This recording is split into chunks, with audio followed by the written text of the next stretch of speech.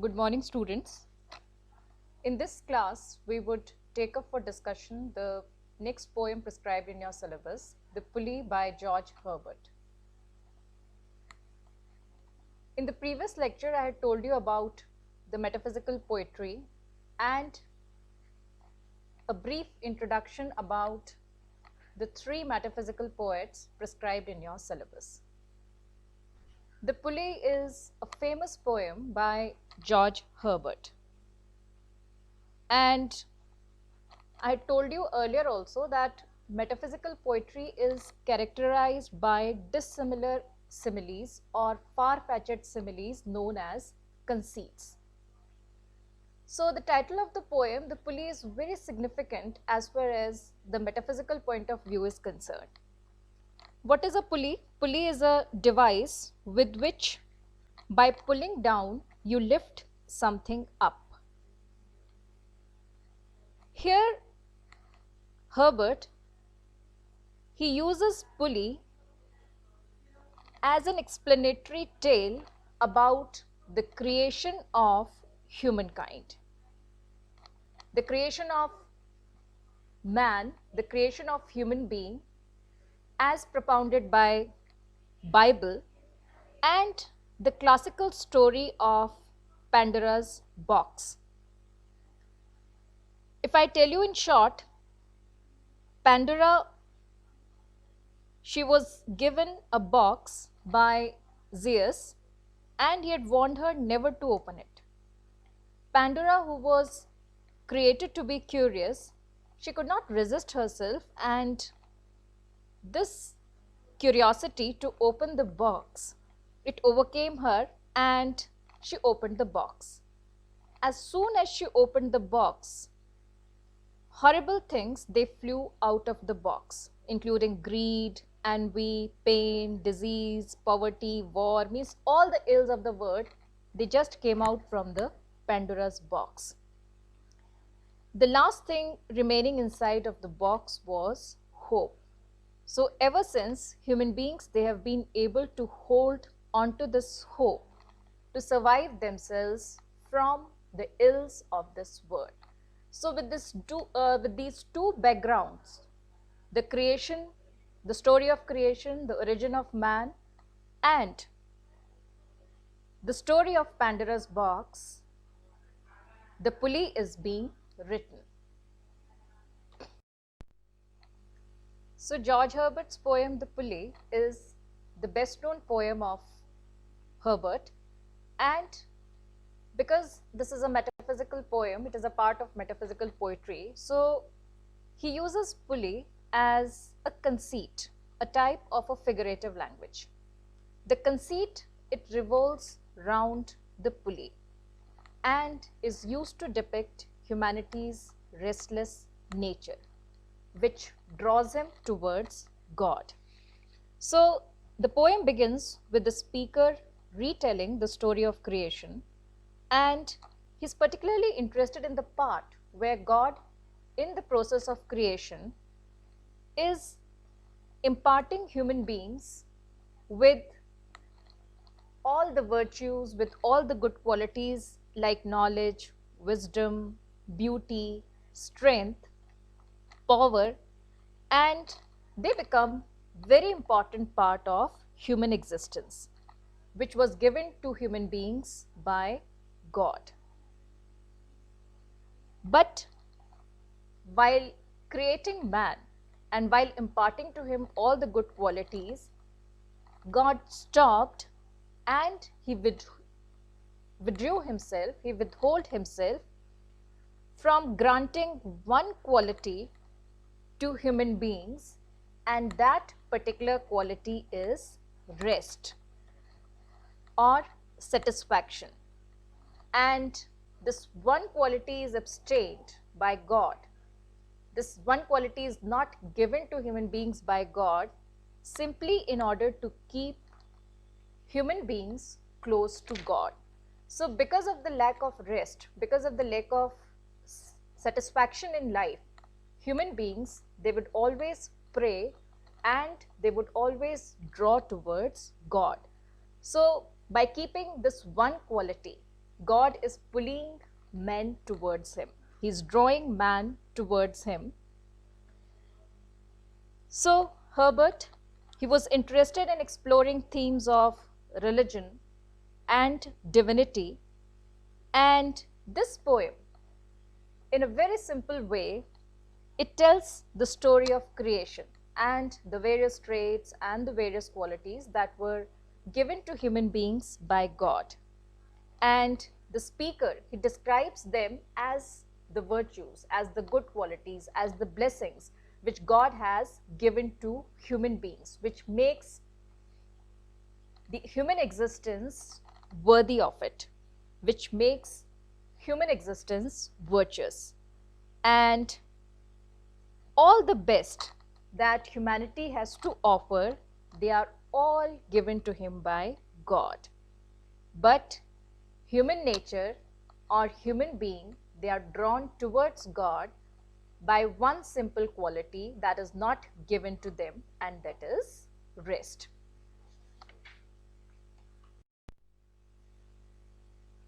Before discussing the poem, let us read and discuss the text of the poem. When God at first made man, having a glass of blessing standing by, let us, said he, pour on him all we can, let the words riches which dispersed lie contract into a span. So, the first line of the poem begins up with the creation of man.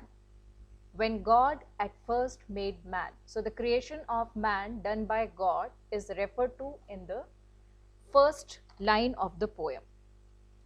And he retells the Christian story of creation with a few added details in a form of a story. So, he's just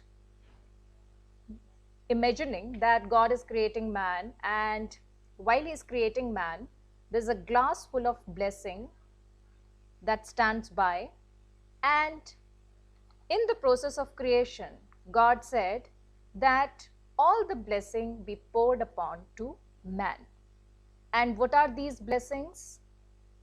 All the goodness, all the good qualities, all the riches, luxury, prosperity. So all the words riches which were lying in a dispersed way, they should be contracted, they should be limited, or they should be given to human beings, contracting into a span.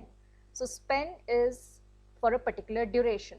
So human beings, while they live in this world, means all through their lives, they should be given all the blessings. So while creating human beings, God poured all the blessings, everything that is best upon human beings. And these blessings, whether they were given in full or whether they are actually being restricted, is disclosed in the later part of the poem. So the poet further says, so strength first made a way, then beauty flowed, then wisdom, honor, pleasure. When almost all was out, God made a stay, perceiving that alone of all his treasure, rest in the bottom lay. So he's telling that what were the riches, what were the blessings, what were the best things that were given to human beings. The first quality that was given to human beings was strength. The second quality that was given was beauty, then wisdom, then honor, then pleasure. And then he looked at his glass and almost all was out, means all that is best was given to human beings. It was out of the glass of God. And when he looked at the glass, he resisted. He resisted and he made a stay. He made a stop. Perceiving is to looking. So he looked at the glass and alone of all his treasure. All the treasure, it was given to human beings. It was all spent. And there was only one treasure, that was one blessing or one one of the riches that was lying in the bottom of the glass. And what is that important blessing that was restrained, or that was withheld by God? And that is rest. In the following lines, the poet says, "For if I should," said he, "bestow this jewel also on my creature, he would adore my gifts instead of me, and rest in nature, not the God of nature. So both should losers be." And in the earlier stanza, the poet has said about withholding one treasure that God had not given to human beings, and that is rest. In this stanza, the poet describes that how God made a choice, or why God decided not to bestow this jewel or not to bestow this treasure upon human beings. Because God thought that if rest, if satisfaction, it is given to human beings, they would adore the gifts instead of God. Means it would be a self-satisfying, and they would be very happy, and they would forget the Creator. So the word itself, the material itself, the materialism itself, it would be sufficiable to them, and they would not think about the God who has created the beauty, wisdom, all the good qualities and the blessing that is there with human beings. And in that way, God and human beings both would be losers. So this particular blessing was kept by God, and it was not given to human beings, so that man should always be dependent upon God. Man should always remember God. So in the following lines, the poet says, "Yet let him keep the rest, but keep them with repining restlessness. Let him be rich and weary, that at least, if goodness lead him not, yet weariness may toss him to my breast." So further, the speaker, he tells the reason that why rest was not given to human beings. And the reason he says is that the rest, keep them with repining restlessness. Means all the blessings, it should be given to human beings, but with a feeling of restlessness, not the complete rest in the human life. So human beings, they should be rich, but they should be weary. They should be restless. And if goodness lead him not, means if all these blessings, if all these good qualities, they do not lead man towards God, this weariness or this restlessness would toss him to the breast of God, would bring human being closer to God. So God wants that human being, they should remain closer to him as his creation, and they should also enjoy the word which was created for them. So for enjoying the word, for enjoying human existence, all the blessings were given to human beings, but with withholding one quality, that is rest. God wants that it should force them closer towards God, and it would be in benefit for both the human beings as well as God. So the title of the poem, The Pulley, is a conceit that carries the theme of the poem. Only in the last line of the poem does Herbert provide the information that why the poem is titled The Pulley. In pulley, from the mechanical point of view, to operate a pulley, it is a kind of a force which has to be applied to one end to lift the object of the other end. And the force applied, it makes a difference to the thing that is being lifted. So the rest that God keeps with him, is the leverage that draws mankind towards God. So, human existence, involves reciprocal forces, means pulling a man to the word, attracting a man to the word because of the riches, because of the blessings that is given to him. And on another level, God also has a leverage, he also has a pulley with which he lifts man towards him, and this leverage is the rest.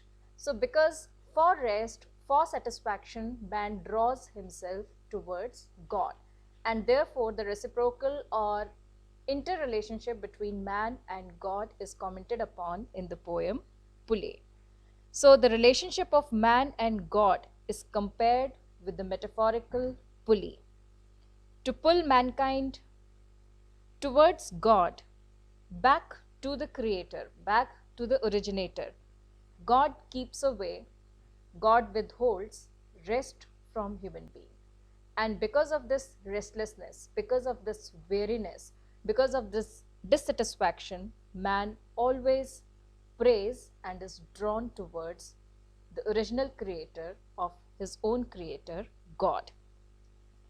So the title, it is thematic. If we take up the structure and the form of the Pulley, one of the great factor in the poem or element in the poem is the simplicity of language. There is a narrative quality, a conversational quality to the poem that contributes to its appeal.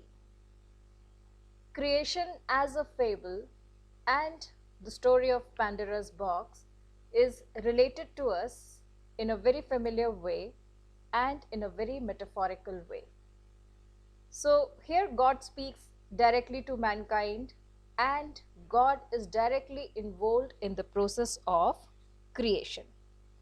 So the poem makes use of several literary devices, alliteration, metaphor, imagery, and that creates rhyme, rhythm, and the beauty of the poem.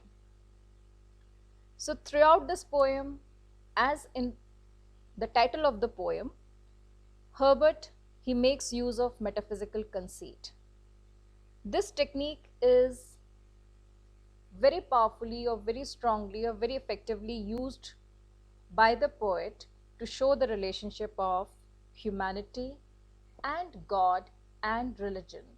That why, in spite of all the riches, in spite of all the blessings, in spite of all the pleasures, man would always feel attracted or drawn towards the Creator, God, and religion. So the importance of divinity, religion, and God is stated in this poem. George Herbert, born in 1593 and died in 1633, is a prominent metaphysical poet. You can refer to my last lecture on the metaphysical poets and can have an idea about the prominent traits of metaphysical poetry. George Herbert's poetry, it is characterized by the puritanical stance that was prevalent in the 17th century in which he was born. After graduating from the university, he was ordained as a priest. His famous collection of poems is titled The Temple.